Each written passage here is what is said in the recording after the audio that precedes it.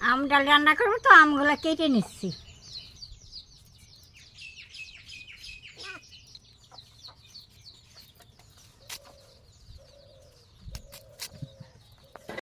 এখন গরম পড়ছে তো এই আম দিয়ে ডাল রান্না করলে খুব ভালো হবে, ভাত খেতে খুব ভালো লাগবে। এই জন্য আম কুড়ালাম, আম কুড়ানি এখন আম ডাল রান্না করি। তোমরা কারা কারা আম ডাল খাও আমাকে জানাবা।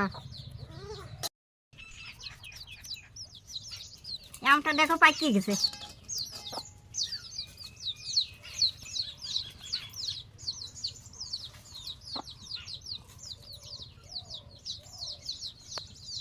আমার আম কাটা হয়ে গেছে, একটা আম পাকিয়েছিল, খেয়ে দেখি।